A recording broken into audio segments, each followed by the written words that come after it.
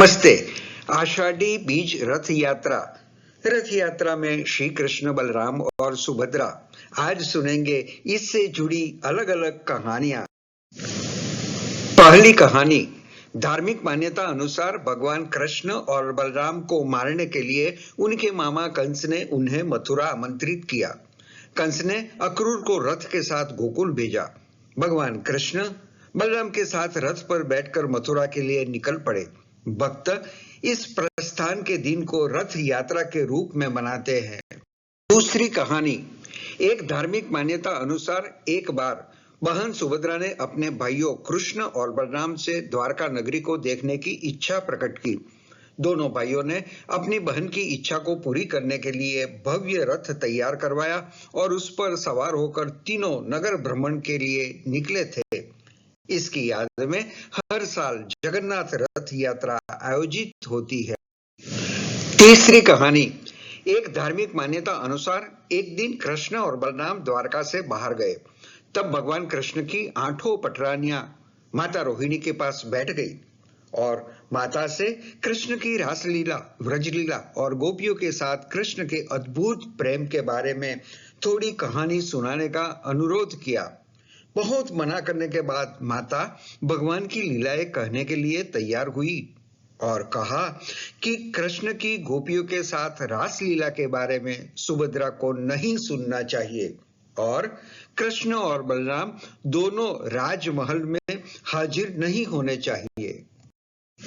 पटरानियों ने सोच समझकर सुभद्रा को दरवाजा बंद करके बाहर खड़ी की और आज्ञा दी कि किसी को भी अंदर न आने दे। तब रोहिणी माता ने कथा प्रारंभ की। इस बात का ध्यान रखते हुए कि कोई अंदर न आए, सुभद्रा ने दरवाजे पर अपना कान लगाया, अंदर की कहानी सुनने लगी और व्रज लीला सुनने में तल्लीन हो गई। इसी बीच श्री कृष्ण और बलराम वहां पहुंच गए। दोनों भाइयों के बीच में खड़ी बहन सुभद्रा ने दोनों हाथ फैलाकर अंदर आने से मना कर दिया। कृष्ण और बलराम सुभद्रा की तरह दरवाजे पर कान रखकर अंदर की कहानी सुनते रहे। तीनों वहीं खड़े होकर रोहिणी की व्रज कथाओं में खो गए। तभी अचानक भक्ति भावना के कारण तीनों के हाथ पैर सिकुड़ने लगे और आंखें बड़ी होने लगी।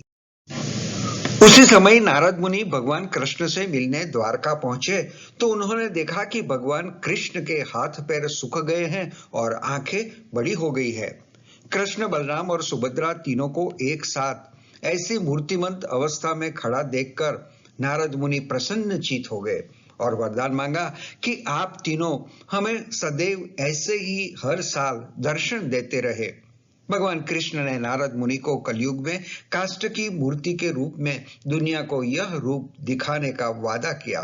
इसी प्रकार आज रथ यात्रा में श्री कृष्ण, बलराम, सुभद्रा की वही मूर्तियां दिखाई देती है और भक्तों को दर्शन देने के लिए आषाढ़ी बीज के दिन नगर यात्रा निकाली जाती है। जगन्नाथपुरी की कहानी। भारत के पूर्व में स्थित पुरी के राजा इंद्रद्युम्न भगवान विष्णु के परम भक्त थे। मान्यता है कि श्री कृष्ण, बलराम और सुभद्रा की मृत्यु के बाद राजा के सपने में आकर भगवान ने उन्हें मंदिर का निर्माण करने का और मंदिर में कृष्ण के साथ बलराम और सुभद्रा की लकड़ी की प्रतिमा बनवाकर स्थापित करने का आदेश दिया था। इसके बाद माना जाता है कि शिल्पकार भगवान विश्वकर्मा एक बढ़ई के रूप में प्रकट हुए और मूर्ति बनाने का कार्य शुरू किया। उनकी यह शर्त थी कि जब तक मूर्तियों को बनाने का काम पूरा नहीं हो जाएगा तब तक उनके कक्ष में कोई भी प्रवेश नहीं करेगा। राजा प्रतिदिन दरवाजे के बाहर खड़े होकर मूर्ति बनने की आवाज सुनते थे। एक दिन राजा को अंदर से कोई आवाज सुनाई नहीं दी। उनको लगा कि विश्वकर्मा काम छोड़कर चले गए हैं। राजा ने दरवाजा खोल दिया और शर्त अनुसार विश्वकर्मा अधूरी मूर्तियां छोड़कर वहां से गायब हो गए। मूर्तियां पूरी नहीं बनी थी। इन तीनों मूर्तियों के हाथ, पैर और पंजे नहीं थे। फिर भी राजा ने अधूरी मूर्तियां ही स्थापित कर दी।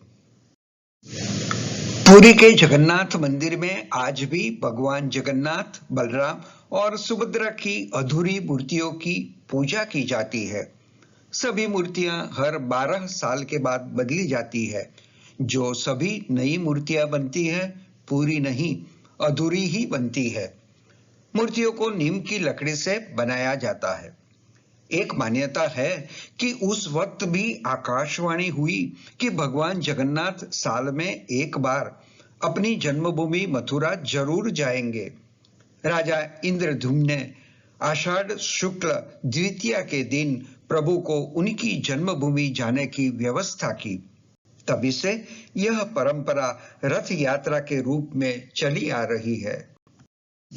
हर वर्ष रथ यात्रा आषाढ़ माह के शुक्ल पक्ष की द्वितीया तिथि से शुरू होकर आषाढ़ शुक्ल की 10वीं तक चलती है। मान्यता है कि गुंडीचा मंदिर भगवान विष्णु की मौसी का घर है। वे हर साल रथ पर सवार होकर आषाढ़ महीने में अपनी मौसी के घर जाते हैं और वहां एक सप्ताह तक रुकते हैं। इसके बाद वापस अपने पुरी के मंदिर में लौट आते हैं। मान्यता यह भी है कि मौसी के घर खूब पकवान खाने से उनकी सेहत खराब हो जाती है और वहीं उनका इलाज किया जाता है और फिर स्वस्थ होने के बाद ही वे अपने भक्तों को दर्शन देने के लिए आते हैं।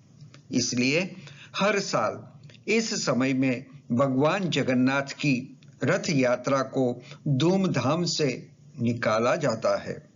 यह मंदिर हिंदू श्रद्धालुओं के लिए पवित्र धामों में से एक है।